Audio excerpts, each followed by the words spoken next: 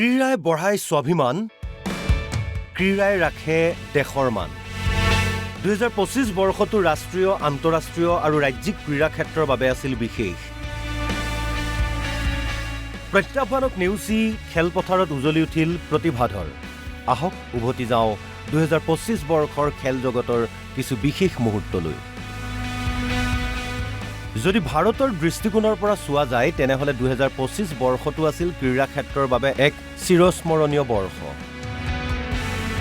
প্ৰথমে উল্লেখ কৰিব লাগিব 2025 বৰ্ষত ভাৰতে খেলৰ জৰিয়তে বিশ্বৰ ক্ৰীড়া মঞ্চত লাভ কৰা স্বীকৃতিৰ ভিতৰত মেন ইন ব্লুৰ চেম্পিয়নছ ট্ৰফিৰ বিজয়ৰ সেই যাত্ৰা।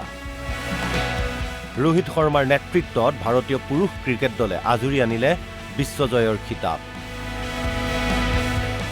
ভাৰতীয় ক্ৰিকেট ইতিহাসত সোণালী আখৰেৰে খোদিত হৈ ৰ'ল ৰোহিত বিৰাটৰ সেই বিশেষ যুটি। অৱশ্যে বিজয়ৰ পাছতো অনুৰাগীক কন্দুৱাই এদিনীয়াৰ বাদে বিশ্ব ক্ৰিকেটৰ প্ৰতিটো ফৰ্মেটৰ পৰা বিদায় ল'লে ৰোহিত আৰু বিৰাটে। ভাৰতীয় নাৰীসকল জানো পুৰুষতকৈ কোনো গুণে কম? তাৰেই প্ৰমাণ দিলে হৰমনপ্ৰীত কৌৰ বাহিনীয়ে। দুচকুত খিতাপ জয়ৰ স্বপ্ন, সন্মুখত প্ৰত্যাহ্বানৰ পাহাৰ। পৰ্বতসম সেই প্ৰত্যাহ্বান নেওচি 49 বছৰীয়া মহিলা ক্ৰিকেটৰ ইতিহাসত এক নতুন অধ্যায়ৰ সংযোজন ঘটালে ভাৰতীয় মহিলা ক্ৰিকেট দলে। প্ৰথমবাৰলৈ বিশ্বজয়ৰ সোৱাদ পালে মহিলা দলটোৱে। মহিলা T20 বিশ্বকাপৰ এই খিতাপ বিজয়ী দলটোৰ অন্যতম সদস্য আছিল অসম কন্যা উমা চেত্ৰীও। শাৰীৰিক বাধা প্ৰতিভাৰ ক্ষেত্ৰত হেঙাৰ হ'ব নোৱাৰে, সেই কথাটোকে প্ৰমাণ কৰিলে ভাৰতীয় দৃষ্টিহীন মহিলা ক্ৰিকেটৰ দলটোৱে। দৃষ্টিহীন ক্ৰিকেটৰ T20 বিশ্বকাপৰ খিতাপ জয় কৰি সমাজত এক বিশেষ বাৰ্তা প্ৰেৰণ কৰিলে ভাৰতীয় দলটোৱে। বিশেষভাৱে সক্ষম হ'লেও আকাশ চোৱাৰ বাবে এটা সুবিশাল মন যে লাগে, সেই কথা এই দলটোৱে প্ৰমাণ কৰিলে। ভাল লগা কথা এয়াই যে এই দৃষ্টিহীন ক্ৰিকেট দলটোতো অন্যতম সদস্য হিচাপে আছিল অসম কন্যা চিমু দাস। ক্ৰিকেটত যিদৰে 2025 বৰ্ষটো আছিল ভাৰতীয়ৰ বাবে বিশেষ, ঠিক একেদৰে অন্য খেলতো অব্যাহত থাকিল ভাৰতৰ জয়যাত্ৰা। ভাৰতে আজুৰি আনিলে এছিয়া পুৰুষ হকী চেম্পিয়নশ্বিপৰ বিজয়ীৰ খিতাপ। এই জয়ৰ জৰিয়তে 2026 চনৰ FIH পুৰুষ হকী বিশ্বকাপৰ বাবেও নিজৰ স্থান সুনিশ্চিত কৰিলে দলটোৱে। পৰম্পৰাগত খেল খো-খোত পুৰুষ আৰু মহিলা উভয় দলেই প্ৰথমবাৰৰ বাবে বিশ্বকাপ খিতাপ দখল কৰিলে। একেদৰেই স্কোৱাছতো বিশ্বজয় কৰিলে ভাৰতীয় দলে। এই জয়েৰে 2028 লছ এঞ্জেলেছত অনুষ্ঠিত হ'বলগীয়া অলিম্পিকলৈ যোগ্যতা অৰ্জন কৰিলে ভাৰতে। 2025 বৰ্ষৰ কাবাডী বিশ্বকাপতো মহিলা দলটোৱে আজুৰি আনিলে চূড়ান্ত বিজয়ীৰ খিতাপ।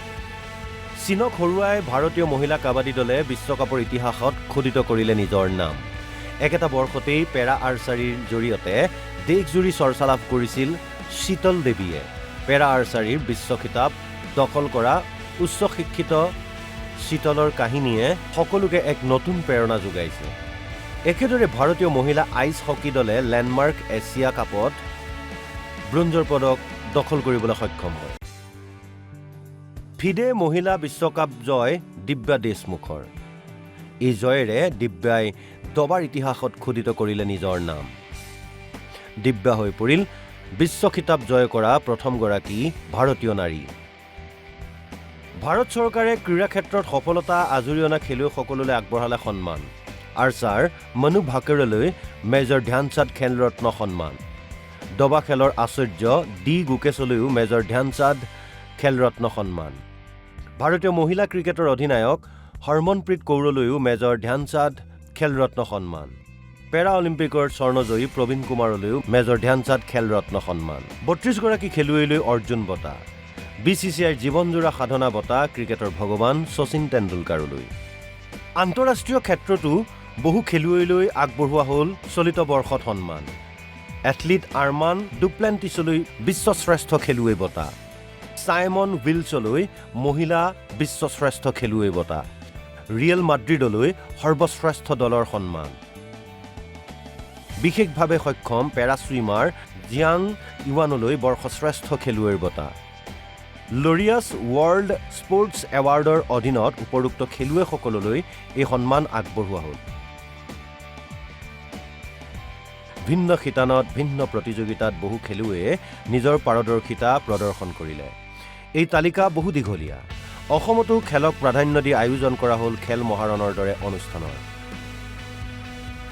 সকলো দিশৰ পৰা ভাৰতৰ বাবে 2025 বৰ্ষটো ক্ৰীড়া ক্ষেত্ৰত হৈ পৰিল বিশেষ বৰ্ষ। আগন্তুক বৰ্ষতো এই বিজয়ৰ ধাৰা অব্যাহত ৰখাৰ বাবে সকলোৱে ল'লে নতুন পণ। Sports desk, Assam live 24।